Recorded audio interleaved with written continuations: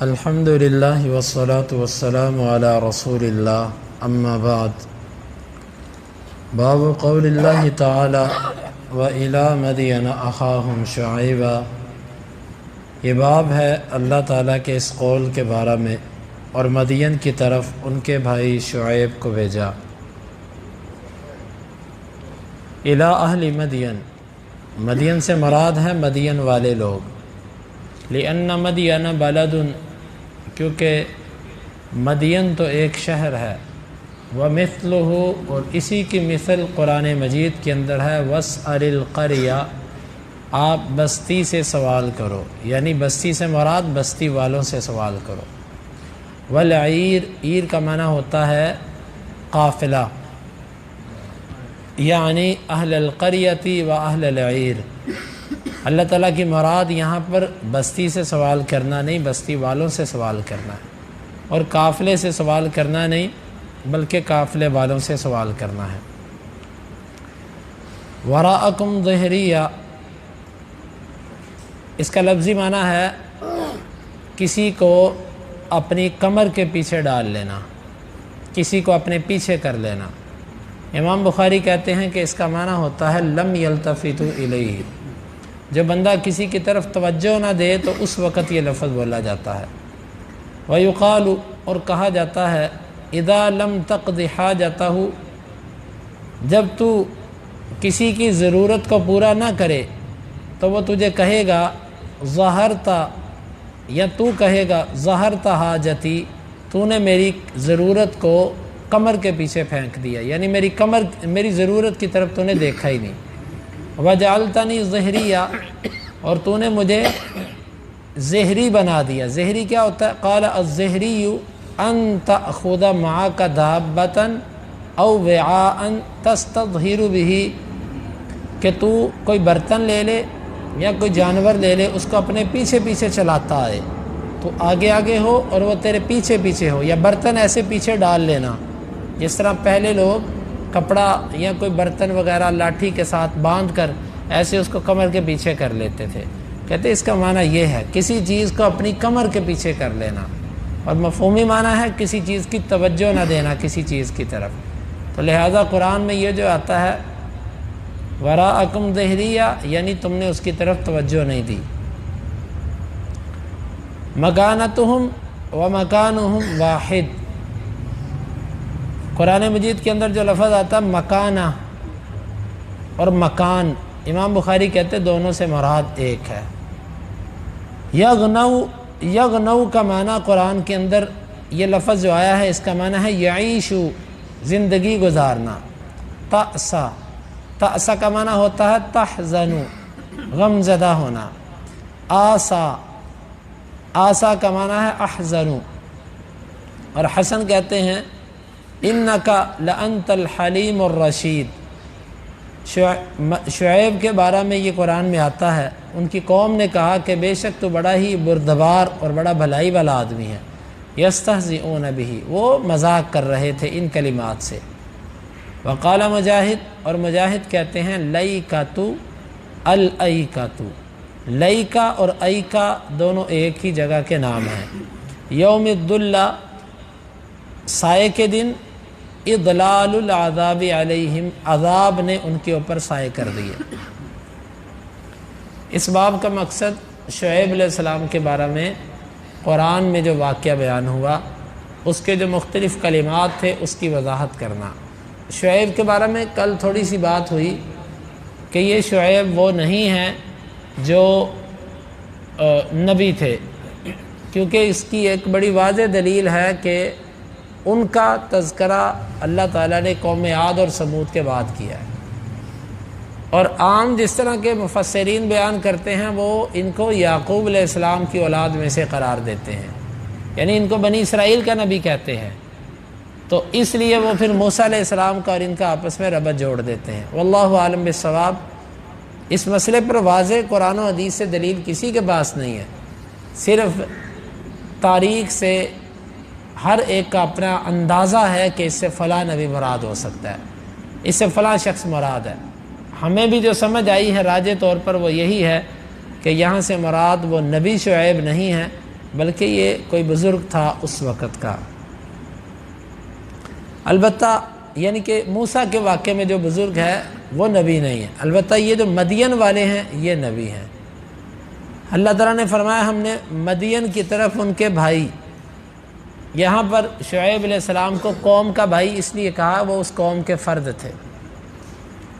ہر نبی قوم کا بھائی ہوتا ہے، لیکن بھائی ہونے کا مطلب یہ نہیں کہ جس طرح اس عزت اپنے بھائی کی جاتی ہے اتنی کی عزت اس کی جائے، یہ نہیں ہے، کیونکہ اپنے بھائی سے تو بندہ ناراض بھی ہو جاتا ہے، اپنے بھائی سے بندہ اختلاف بھی کر سکتا ہے، اس کی نافرمانی بھی کر سکتا ہے۔ نبی کے ساتھ ایسا کچھ نہیں ہے۔ نبی نے جو بھائی کہا، جس طرح حدیث کے اندر آتا ہے وَلَٰكِنْ أَكْرِمُوا أَخَاكُمْ، لیکن تم اپنے بھائی کی عزت کرو بس، یعنی آپ نے اپنی ذات کے بارے میں فرمایا میں تمہارا بھائی ہوں، میری عزت کرو۔ یہاں پر بھائی سے مراد کہ جس طرح بھائی کی عبادت نہیں کی جاتی اس طرح تم نے میری عبادت نہیں کرنی، جس طرح بھائی سے اللہ کی صفات اس میں ثابت نہیں کی جاتی یوں تم نے میرے میں اللہ کی صفات نہیں ثابت کرنی، یہ اس حدیث کا معنی ہے۔ آج کئی لوگ وہ جذبات سے کھیلتے ہیں، وہ لوگوں کو کہتے ہیں دیکھو جی یہ اپنے نبی، کہتے ہیں جی نبی کا بڑے بھائی جتنا احترام کرو، یہ بات غلط ہے، ایسا نہیں ہے اس کا مطلب۔ اس کا مطلب یہ ہے کہ جس طرح اپنے بڑے بھائی کی عبادت نہیں کی جاتی، اللہ کی صفات اس میں ثابت نہیں کی جاتی، اس کو اللہ کا شریک نہیں بنایا جاتا، اس طریقے سے تم میرے ساتھ معاملہ کرو۔ وگرنہ اللہ کے بعد سب سے زیادہ عزت جس کی کرنی ہے وہ محمد صلی اللہ علیہ وسلم ہے، سب سے زیادہ ادب اور احترام جس کا ہے وہ محمد صلی اللہ علیہ وسلم ہے۔ لیکن کچھ لوگ ایسے ہیں وہ سیدھی بات کو بھی ٹیڑھا کرنے کی کوشش کرتے ہیں۔ اب یہ حدیث رسول ہے جس کی بنیاد پر ہم کہتے ہیں کہ اللہ کے نبی نے خود فرمایا وَلَٰكِنْ أَكْرِمُوا أَخَاكُمْ، لیکن اپنے بھائی کی عزت کرو۔ لیکن وہ اس حدیث کو ہم کہتے ہیں چلو تم اس کا معنی بتاؤ، خود معنی بھی نہیں بتاتے، اور جب ہم حدیث پیش کرتے ہیں اس کا معنی بتاتے ہیں تو پھر ہمیں کہتے ہیں جی تم تو نبی کا بڑے بھائی جتنا احترام کرتے ہو۔ تو بہرحال جو معاملہ اس میں جو وہ کرتے ہیں اللہ تعالیٰ کو اس کا جواب دہ ہیں۔ تو اللہ نے ان کو بھائی کہا، مدین کی طرف ان کو بھیجا۔ ایک جگہ پر آتا ہے مدین اور ایک جگہ پر آتا ہے ایکا، اس میں مفسرین کے دو قول ہیں۔ ایک قول یہ ہے کہ مدین کی طرف آنے والا نبی اور تھا، ایکا کی طرف آنے والا اور تھا، تھے دونوں شعیب، ایک قول۔ دوسرا قول یہ ہے کہ نہیں، یہ دو جگہ تھی الگ الگ، پہلے ایک قوم کی طرف آئے پھر دوسری قوم کی طرف آئے۔ اور تیسرا قول یہ ہے جو جمہور علماء کا ہے، وہ یہ کہتے ہیں کہ نہیں، مدین اور ایکا یہ دونوں ان کے علاقے تھے، مدین شہر تھا اور ایکا جو تھا یہ ذرا دیہاتی علاقہ تھا، جس طرح جنگلات ہوتے ہیں، جنگل میں رہنے والے لوگ اور شہر میں رہنے والے لوگ، ان دونوں کی طرف شعیب کو نبی بنا کر بھیجا گیا تھا۔ البتہ دونوں کے عذاب میں بھی فرق ہے، شہر والوں کو جو عذاب آیا وہ اور طریقے سے آیا، اور جنگل والوں کو جو عذاب آیا وہ اور طریقے سے آیا۔ تو یہ اس میں واللہ عالم جمہور مفسرین کی یہی رائے ہے۔ اللہ تعالیٰ نے، امام بخاری کہتے ہیں کہ یہاں پر مدین سے مراد مدین والے ہیں، جس طرح قرآن میں بستی سے مراد بستی والے ہیں، قافلے سے مراد قافلے والے ہیں۔ پھر دوسرا معنی یہ واضح کیا وراکم ظہریہ، وہ آپ کو بتا دیا کسی کی طرف توجہ نہ دینا۔ اور تیسرا معنی یغنو، اس کا معنی زندگی گزارنا، رہنا۔ تاسا، اس کا معنی ہوتا ہے غم زدہ ہونا۔ آسا، میں کیسے غم کروں۔ اور آگے قرآن میں آتا ہے کہ انہوں نے شعیب علیہ السلام سے کہا کہ تو بڑا انک لانت الحلیم الرشید۔ حسن بصری کہتے ہیں یہ بات انہوں نے مذاق کے طور پر کہی تھی، کہ نبی کو وہ سمجھدار بھی کہتے تھے، بلائی والا بھی کہتے تھے، پھر بات نہیں مانتے تھے، یہ مذاق کرتے تھے، حقیقت میں ایسا نہیں کہتے تھے۔ جس طرح بندہ کسی کو کہتا ہے یار تو بڑا سیانہ آدمی ہے، اور کر اس کا مذاق رہا ہوتا ہے۔ اور مجاہد کہتے ہیں کہ لیکا اور ایکا یہ دونوں ایک ہی چیز کے دو مختلف نام ہیں۔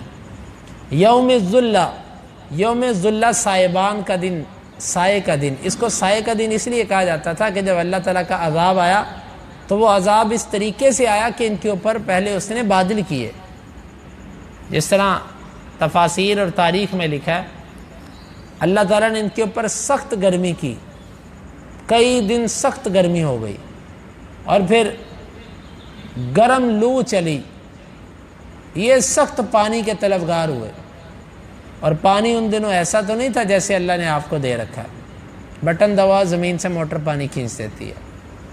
اس وقت تو کنویں ہوتے تھے جہاں کہیں ہوتے، اور پانی آپ کو پتہ ہے جب شدید گرمی ہو، سخت گرمی ہو تو پانی نیچے چلے جاتے ہیں، پانی خشک ہو جاتے ہیں۔ اللہ نے ان کے لیے اتنی لو چلائی، اتنی گرمی کی، اتنی دھوپ آئی کہ ان کے پانی خشک ہونے لگے۔ تفاسیر میں تو بہت کچھ لکھا ہے، لیکن پھر اللہ تعالیٰ نے اس کے بعد بادل اللہ لے کر آیا۔ جب وہ بادل آئے نا تو یہ لوگوں نے سمجھا، بڑا خوش ہوئے، لو جی بارش آنے لگی، بس بادل آ گئے، ابھی بارش آئے گی اور ابھی دیکھنا ابھی موسم بدل جائے گا، ابھی پانی آ جائے گا۔ یہ سب لوگ ان بادلوں کے نیچے جمع ہو گئے کہ یہاں سے اب پانی برسے گا، جس طرح لوگ بادل دیکھ کے نہانے کے لیے تیار ہو جاتے ہیں۔ تو یہ ایک جگہ پر بادل اکٹھے ہوئے، بس تھوڑی سی جگہ تھی، اس کے نیچے یہ سب چلے گئے کہ ابھی بارش ہوگی۔ وہاں سے اللہ تعالیٰ نے عذاب نازل کیا۔ اس کو یوم الظلہ اس لیے کہا جاتا ہے کہ وہ عذاب ان کے اوپر چھتری بن کے آیا۔ ظلہ کا معنی چھتری، سائبان، یہ اس کے نیچے چلے گئے تھے، چھتری بن کے اللہ کا عذاب آیا اور وہی ان کے اوپر برسا اور یہ ختم ہو گیا۔ حدیث کے اندر آتا ہے اللہ کے نبی صلی اللہ علیہ وسلم جب بادلوں کو دیکھتے، عائشہ رضی اللہ عنہ کہتی ہیں کہ آپ کا چہرہ متغیر ہو جاتا، آپ پریشان ہو جاتے، جب تک بارش نہ برستی اس وقت تک آپ مطمئن نہ ہوتے۔ سخت پریشانی، عائشہ رضی اللہ عنہ کہتی پریشانی کے آثار آپ کے چہرے پر اس وقت تک رہتے جب تک بارش نہ ہوتی۔ کیوں؟ کیونکہ آپ جانتے تھے اللہ نے پہلی قوموں پر جو عذاب بھیجے ان عذابوں کی قسموں میں سے ایک قسم یہ تھی کہ بادلوں کے ذریعے عذاب۔ اصل بات یہ ہے ہاں جب بارش ہوتی تو پھر آپ خوش ہو جاتے، آپ کے چہرے سے پریشانی ختم ہو جاتی اور آپ یہ دعا کرتے اللہم صیبا نافعا، اللہ اس کو وافر کر دے اور نفع والا کر دے، پھر آپ کی پریشانی ختم ہو جاتی۔ یہ بات ہے کہ جس کو اللہ کا جتنا زیادہ علم ہوتا ہے، جتنی معرفت ہوتی ہے، اس میں اتنا ڈر زیادہ ہوتا ہے۔ میں اور آپ بھی بادل دیکھتے ہیں، ہمارے دلوں کے اندر تو کوئی ڈر نہیں آتا۔ اس کی وجہ یہ کہ اللہ کی معرفت اور اس کی پہچان کم ہے ہمارے دلوں۔ جس بندے میں جتنی اللہ کی پہچان ہوتی ہے وہ گناہوں سے اتنا دور ہوتا ہے، اس کے نزدیک گناہ کرنا اتنا ہی بڑا جرم ہوتا ہے، کیونکہ وہ رب کو جانتا ہوتا ہے وہ کتنی بڑی ذات ہے۔ اور جس کا علم اللہ کے بارے میں جتنا کم ہوتا ہے وہ بار بار اس طرح گناہوں میں گرتا ہے، بار بار گناہوں میں گرتا ہے۔ اسی لیے بشر حافی کہتے تھے نا کہ لو عرف الناس ربہ لما عصوا، لوگ اگر اپنے رب کو پہچان جائیں تو کبھی اپنے رب کی نافرمانی نہ کریں، رب کتنا بڑا ہے۔ تو بس میں اور آپ گناہوں میں زیادہ اسی لیے واقع ہوتے ہیں کہ ہمیں حقیقت میں اللہ کا علم نہیں ہے، زبانی کلامی ہے، لیکن جو کسی کی خالص پہچان ہوتی ہے، دیکھیں کسی بندے کو پتہ ہو کسی علاقے میں یہ شخصیت بہت بڑی ہے، وہ اس کے ساتھ ٹکر نہیں لیتا۔ کہ لیتا ہے؟ نہیں لیتا۔ وہ کہتا ہے یار یہ بندہ بھاری ہے، میں اگر اس سے ٹکر لوں گا تو مجھے نقصان پہنچائے گا۔ جس بندے کو رب کا علم ہوتا ہے کہ میرا رب کتنی بڑی ذات ہے اور کتنی طاقت والی ہے اور کیسی وہ سزا دینے والی ذات ہے، اللہ کی صفات سے جو بندہ باخبر ہوتا ہے وہ اللہ کی نافرمانی کی طرف نہیں جاتا۔ اللہ رب العالمین سے دعا ہے اللہ تعالیٰ ہمیں کتاب و سنت کو سمجھنے کی اور عمل کی توفیق عطا فرمائے۔ سبحانک اللہم ربنا و بحمدک، اشہد ان لا الہ الا انت، استغفرک و اتوب الیک۔